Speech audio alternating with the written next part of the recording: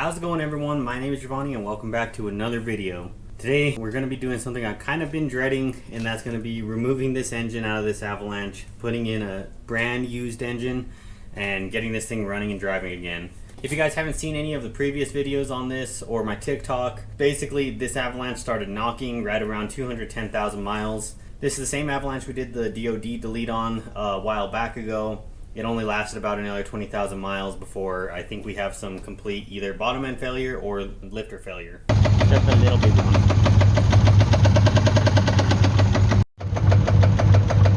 So I found a used engine for it, and that's what we're going to be dropping in. We have a 2012 or 13 5.3 out of a van, so we're going to make sure that that fits in there. First of all, I'm going to be basically pulling all my accessories off and putting them on that engine. As of right now, today is Friday at about 11 o'clock. We're going to see if we can get this entire thing done by Sunday, basically. I'm going to do nothing but work on this the entire weekend, and we'll see if we can get it done. So, no more wasting time. Let's go ahead and get started. Alright, we're using the GoPro today just to give you guys a nice little bird's eye view of everything. I took off the intake a little while back ago. Basically, we're going to be removing just everything out of the way, everything that needs to come out for the engine to come out. I don't want to pull the AC condenser for sure and the compressor. I don't want to unplug any of that because my AC works great. But I may have to either move it out of the way or remove this fan shroud at least. My thought is I can probably pick up just the engine by itself. Maybe remove the hood, pull it up and out this way. We'll see how well that works. I might be able to just pull the hood all the way back, lean it against the windshield. I don't know. I'm just gonna work on getting accessories off. Most of this is probably gonna be time-lapsed just because it's gonna take a long time. So I'm gonna get started.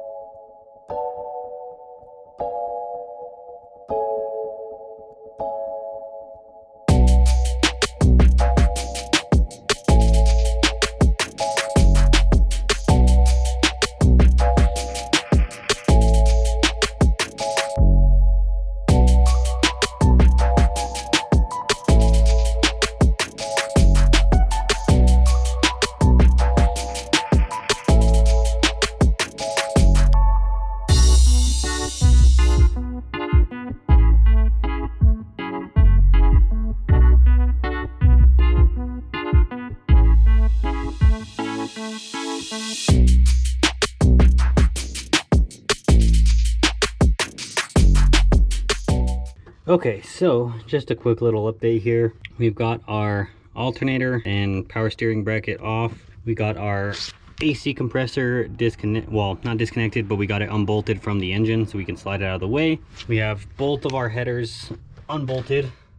We have all external hoses, I think, disconnected. I'm gonna do a once over, and then we went ahead and disconnected our ECU, our transmission controller, which is back here, disconnected the fuse block, and then there's a plug down here that connects to the engine as well. So we disconnected all that, and now I think we're ready to go to the transmission side and start unbolting the bell housing bolts. I'm gonna look a little bit closer and make sure I'm not missing anything obvious, and then once we start pulling up on the engine, that's when we're gonna find out if we're still connected anywhere, and from there we can just disconnect them.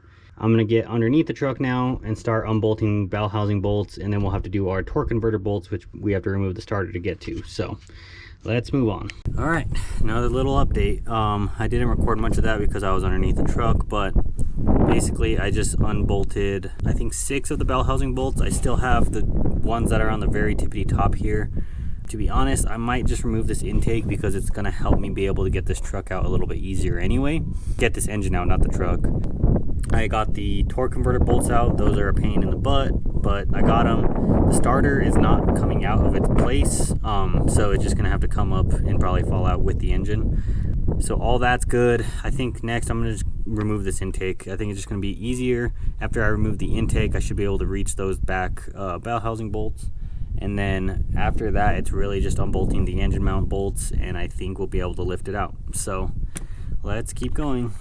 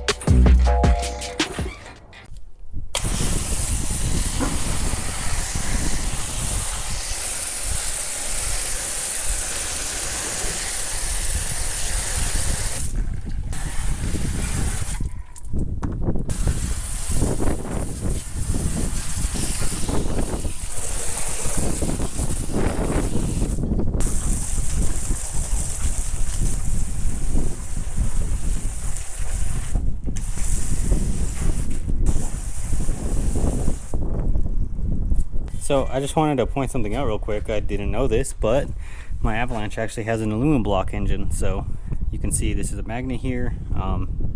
There you go, magnetic. Obviously the heads are aluminum, but the actual block is aluminum as well. So that's actually a really good score, I guess. Unfortunately, I'll be dropping in this iron block over here, but that's fine. See, that's a iron block engine. No big deal though, that's fine. This is going to be put to good use later on once I figure out what was wrong and I rebuild it. So as you can see, I duct taped over the intake valves. I'm going to hose this one off real fast after I put it on this engine stand, and then we'll start dismantling this one, swapping all our parts over and getting it ready to go. And then for this, I really don't want to take any chances because I've screwed myself in the past before. So I'm going to get this down to basically bare block, and then I'm going to get that one down to bare block over there. We're even going to swap over the flex plate, all that stuff, just to make sure that everything lines up, because that one is out of a much newer engine. That's a 2012 or 2013 engine. This one's a 2007. Shouldn't be many major differences, but you know, one thing I did notice is like that one doesn't have an oil level sensor or a low oil light sensor, so I'll have to look a little closer, but I haven't seen that on that, so I might even have to swap the pans over. Just little things like that. I don't want to screw myself on this. I have to pull something out after it's already in the truck, so easier to just swap everything out now while they're both out than to do it again later.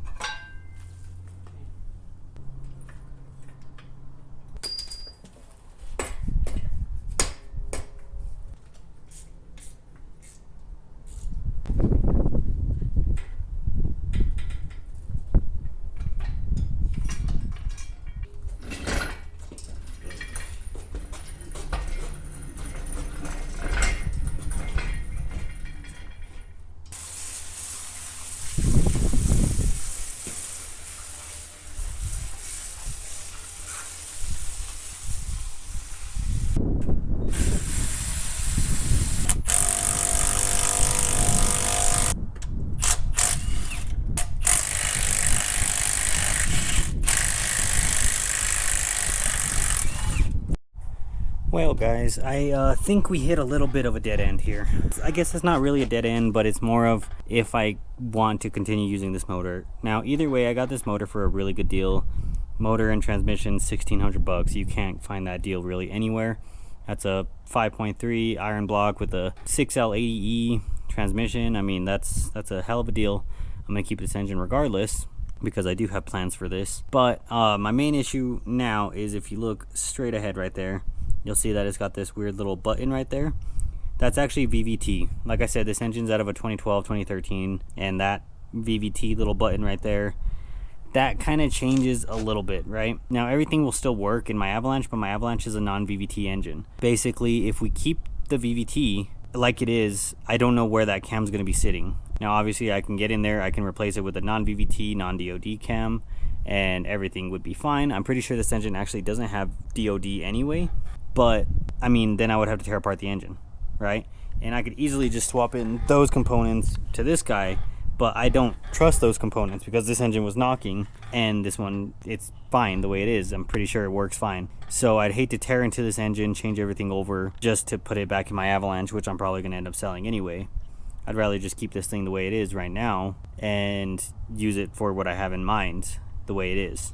And like the VVT and all that, I can just tune that out in tuning and it'll work fine for what I have it in. So I'm kind of at the point now where I'm considering just taking this thing into the garage and tearing it apart and seeing why it was knocking. I have a feeling it's just going to be a rod bearing or something, which I can easily fix here, you know, inspect it for other damage, and then put it back in and send it. So as of right now, I don't think I'm going to be able to swap this truck in a weekend. It's Saturday today. I can get this in the garage, see what's wrong with it, order parts, but that'll probably be for next weekend. So at this point, I think I'm calling it a stop. We're going to clean up, get everything situated. I'm going to put all the Avalanche parts in the back of the Avalanche, close the hood, and that way it's just ready to go whenever I do get the engine sorted. Yeah, I guess what we'll do is we'll take this into the garage and inspect it now. I'm going to play a little game with Allie here. Come to this side, Allie. Let's see if Allie could figure out what's wrong with this engine. I'll give you a hint. It's on this side of the engine. Okay. All you have to do is examine. You're the forensic analysis right now, and you're gonna figure out which one's broken. That one. Mm-hmm.